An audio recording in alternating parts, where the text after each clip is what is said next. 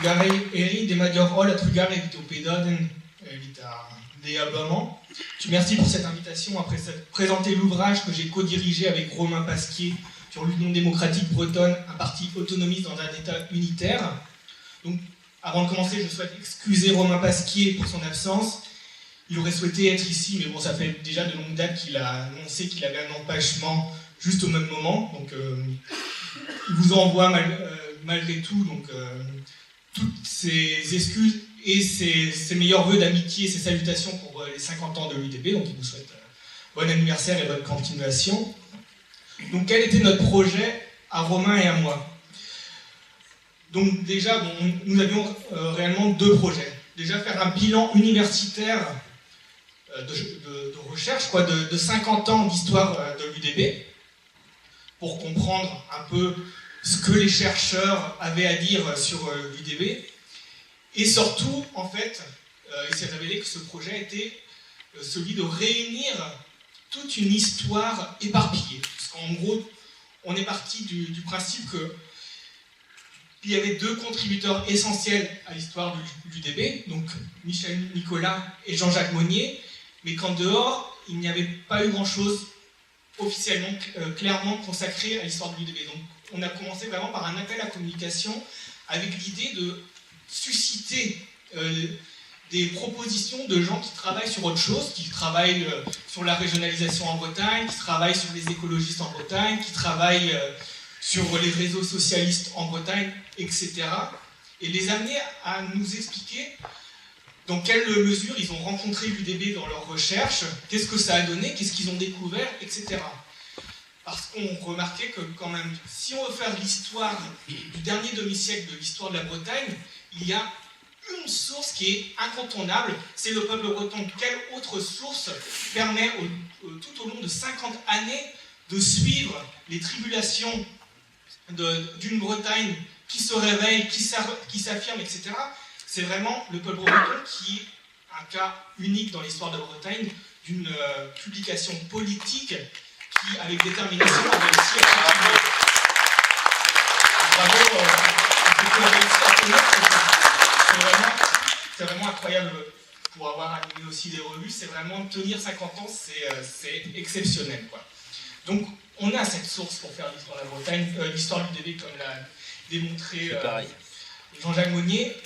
Et aussi, il y avait l'idée que l'histoire de l'UDB, ce n'est pas l'histoire juste d'un parti qui a du mal à dépasser les 5%, c'est l'histoire un peu de l'âme bretonne qui se réveille tout au long de 50 années d'histoire de la Bretagne. Donc avec ces deux bases, on était assez optimistes que nous obtiendrons des résultats, Romain et moi, parce que bon, à l'époque, on avait lancé l'idée, donc c'était en 2012, les gens étaient assez sceptiques, faire un colloque sur l'UDB, bon, c'est pas très sérieux, etc. On lance l'appel à communication, et effectivement, on a quand même beaucoup de retours de gens qui, effectivement, travaillent soit sur la Bretagne, voire même pas sur la Bretagne, mais qui ont, par la force des choses, rencontré cet acteur incontournable qu'est l'UDB, et donc nous ont proposé des communications diverses, dont cet ouvrage. Donc ils ont rencontré, ils nous ont proposé leur vision différente qu'on a proposée dans cet ouvrage. Contrairement à Jean-Jacques, on n'avait vraiment pas l'idée de faire une synthèse. Cet ouvrage n'est pas du tout une synthèse, n'est pas du tout exhaustif, c'est une dizaine de chercheurs différents qui montrent leur point de vue, avec vraiment leur point de vue, c'est-à-dire il y a certains qui sont plutôt très réticents vis-à-vis des idées portées par l'UDB, mais qui reconnaissent, mine de rien, que ce parti a forgé l'histoire de la Bretagne.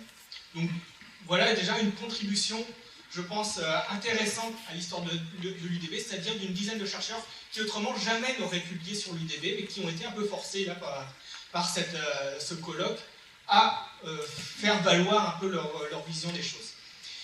Deuxième objectif que nous partageons, Romain et moi, depuis quelques années, au travers de nos thèses respectives, de nos recherches respectives, c'était l'idée d'éclairer le paradoxe breton. Donc qu'est-ce que c'est pour Romain et moi le paradoxe breton?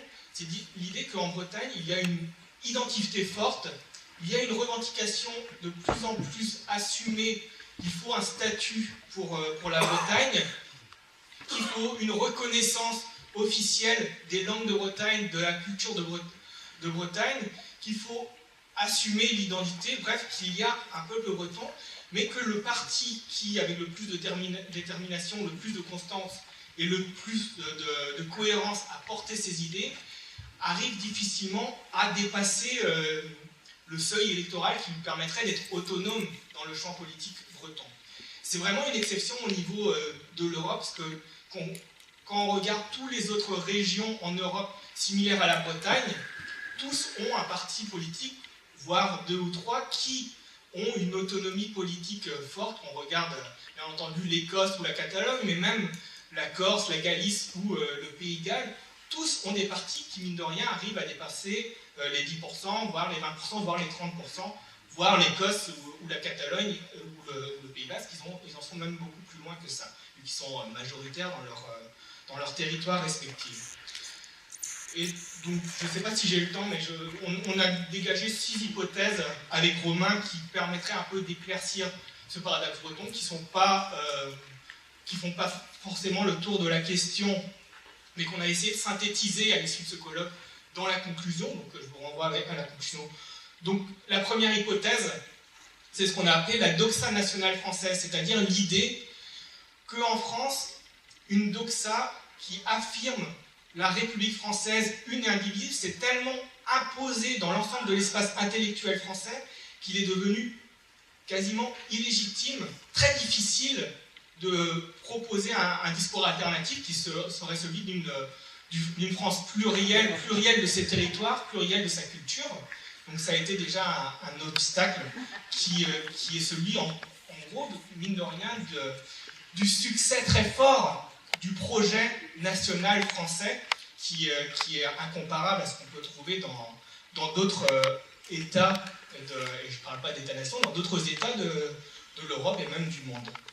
Donc ça, c'est le premier problème auquel a été confronté l'UDB, et plus globalement l'EMSA, mais bon, les Corses, les Occitans ont été confrontés au même problème.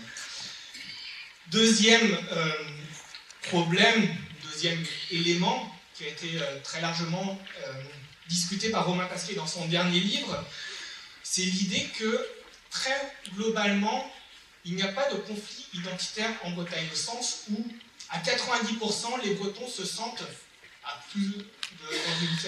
dans une plus grande ou une plus faible mesure, autant Bretons que Français. Il n'y a que, donc dans le sondage qu'avait fait faire Romain Pasquier et Alistair Cole, ça fait quelques années, il n'y avait que 2% des Bretons qui se sentent exclusivement Bretons. Ce qui différencie encore la Bretagne des autres régions similaires d'Europe, où il y a un socle relativement important de gens d'Écossais, de Catalans, de Galiciens dans leurs régions respectives, qui se considèrent exclusivement Galiciens et pas Espagnols, Gallois et pas Britanniques. Or, l'UDB n'a pas pu s'appuyer sur ce socle, ne serait-ce que de 10% de Bretons qui se sentent exclusivement Bretons et donc qui votent naturellement pour un parti breton. Troisième obstacle, c'est celui du système électoral. Donc, le système électoral français de la Ve République est basé sur le fait majoritaire. Toutes les élections, y compris les élections proportionnelles, que sont les régionales, sont basées sur le fait majoritaire, et donc un parti comme l'UDB, mais bon, ça concerne d'autres partis comme les écolos, etc., s'ils veulent avoir des élus, sont presque forcés d'avoir des alliances électorales, ce qui, à partir d'un certain moment, dilue leur message électoral ou ne renforce pas leur visibilité dans l'espace public. Quatrième problème, c'est celui du système politique, du système médiatique très centralisé ou très faiblement organisé à l'échelle de la région. Même les quotidiens en Bretagne, on a le Télégramme qui est organisé sur l'ouest de la Bretagne, et on a Ouest France qui est organisé sur 3 régions, donc de Basse-Normandie à Pays-de-la-Loire, en comprenant la Bretagne. Ce qui aussi ne favorise pas l'émergence d'un discours médiatique breton, alors que on regarde l'Écosse par exemple, ils ont des journaux organisés au niveau de l'Écosse, ils ont même un journal qui s'appelle The Scotsman, donc on regarde la Galice avec la Voix des Galicia, etc. Globalement, dans les autres régions d'Europe, il y a un vrai système médiatique organisé à l'échelle de la région ou de la nation qu'il n'y a pas en Bretagne. Cinquième problème qu'on a décelé, et là c'est peut-être plus spécifiquement breton, même si on peut le voir ailleurs, c'est celui de l'éclatement du mouvement breton, qui est éclaté de manière historique entre plusieurs sensibilités qui ont du mal à se réunir, à travailler ensemble.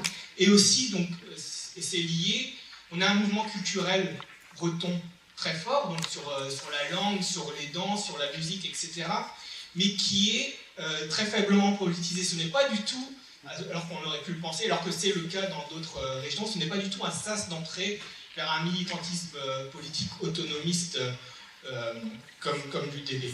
Sixième et dernier élément, c'est qu'au fur et à mesure du succès de l'UDB, depuis les années 60, les thématiques qu'il a portées, qu'il a mis vraiment dans l'espace politique breton, comme l'idée de la défense et de la promotion des langues et cultures de Bretagne, et donc de leur officialisation à partir d'un certain niveau, ou l'idée d'institutions politiques bretonnes spécifiques qui disposeraient d'une autonomie aussi bien normative que financière, ont progressivement été récupérés par d'autres acteurs du champ politique, notamment le Parti socialiste et les Verts.